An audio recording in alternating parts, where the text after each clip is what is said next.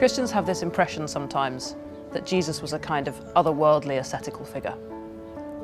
Pope Francis goes to great lengths to emphasise nothing could be further from the truth.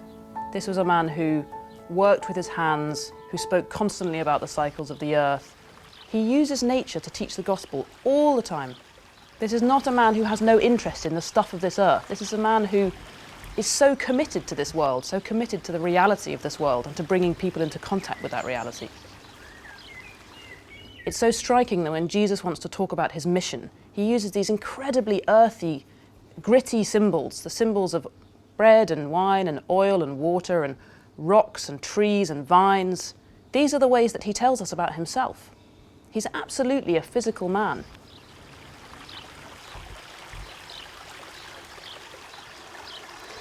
Water is one of the most potent recurring symbols of God's love and God's life and God's power in the Bible. Jesus compares himself to water, and the psalmist describes longing for God as a deer longs for water. And to be close to water is always to be reminded of its purifying and healing and above all its life-giving powers. It's the source of growth, it's the source of newness. But in our world, water is a precious and increasingly scarce resource, clean water. And it's a gift that we need to not take for granted as something that just comes out of the tap, but really remind ourselves that this is the source of life on earth and one of God's greatest gifts to us.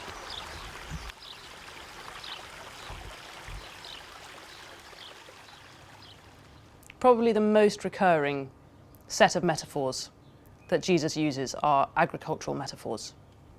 He particularly loves the metaphor of ripeness for harvest, readiness for harvest.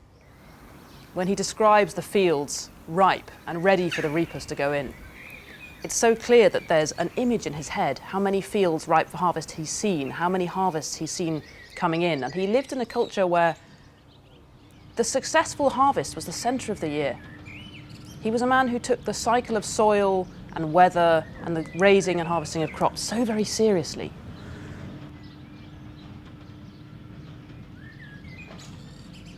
I always find it so striking that one of the images that Jesus uses to describe his love for us and God's love for us is actually a mother hen. He describes himself wanting to gather us under his wings as a mother hen gathers her chicks. This is something that could only be said by a man who had seen a mother hen gather her chicks under her wings. And there's such a feeling of tenderness and warmth and closeness there. Pope Francis throws down a real challenge to us in Laudato Si, when he reminds us that Jesus said that not even the least sparrow is forgotten by God. And Pope Francis asks this very direct, very difficult question: how then can we mistreat them or cause them harm?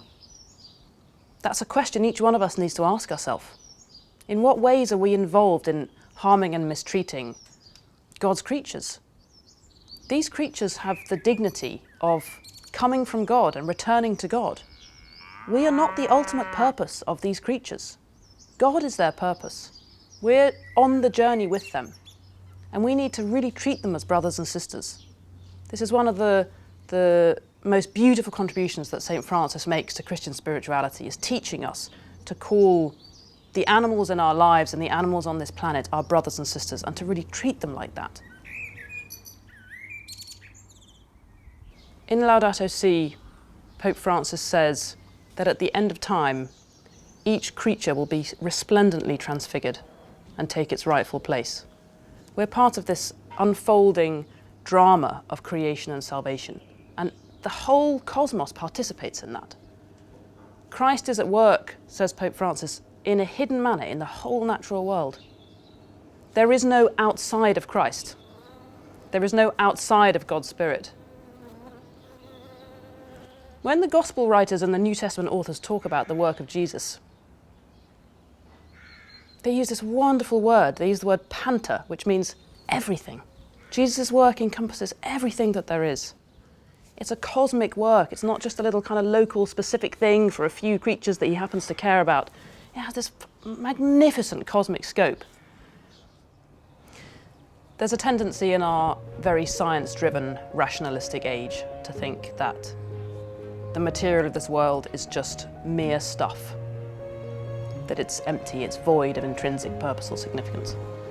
This is not the vision of Christian faith at all. The vision of Christian faith is that in the incarnation, God united himself definitively with our earth. Matter itself is taken up into the divine life. The very stuff of the earth is imbued with God's presence. The best way to view this, the way that flows from the heart of our Catholic faith, is seeing this world itself as a sacrament of God's love. It's a physical, tangible revelation of God's presence and God's reality to us. In just the same way as we would never disrespect the sacrament of the Eucharist, the sacrament of this world is too precious to be disregarded, to be treated as a mere instrument. It's God's way of coming to us. That's how we should treat it. God loves the earth. God loves this world so much that he gave his very self. If God loves the earth, we have to love the earth.